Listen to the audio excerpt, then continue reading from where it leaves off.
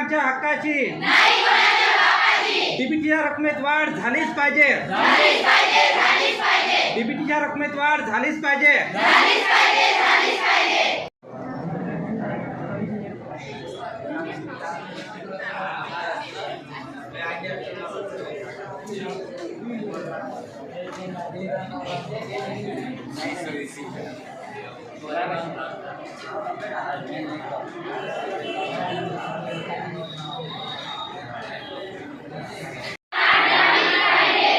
पाहिजे. झालीच पाहिजे.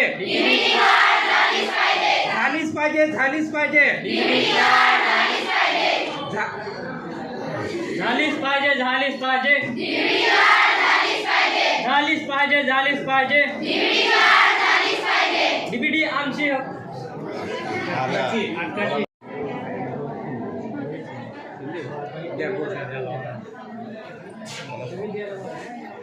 बेटा काय गोष्ट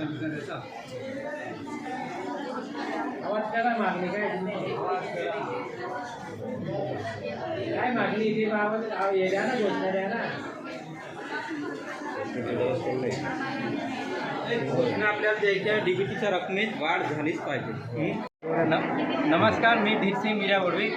आज आम्ही एकात्मिक आदिवासी विकास प्रकल्प कार्यालय धुळे येथे जे 2018 पासून पंडित दीनदयाळ स्वयं योजना असेल किंवा वसतिगृहातील विद्यार्थ्यांसाठी जे जेवणासाठी व निर्वाह भत्त्यासाठी जे डीबीटीच्या रकमेत वाढ म्हणजे जी आहे ती या रकमेत वाढ झालेली नाही. त्यामुळं आम्ही आज दिनांक 3 मार्च 2025 रोजी एकात्मिक आदिवासी प्रकल्प कार्यालय धुळे येथे डीबीटीच्या रकमेत वाढ करण्यासाठी आम्ही आंदोलनासाठी एकत्रित आलो आहे. तर आमची एकच मागणी आहे की शासनाला की दरवर्षी शासकीय कर्मचाऱ्यांना महागाईनुसार पगारात वाढ होते तर आमच्या डीबीटीच्या रकमेतसुद्धा डीबीटीच्या रकमेतसुद्धा वाढ व्हावी अशी आमची मागणी आहे. आणि जिल्हा स्तरावर फक्त 3,000 रुपये जेवणासाठी आणि नाश्त्यासाठी दिले जातात. ते रक्कम पुरेशी नाही. त्यामुळे त्या रकमेत वाढ व्हावी आणि शैक्षणिक सहल असेल, स्टेशनरी असेल आणि जे इतर गणवेश असेल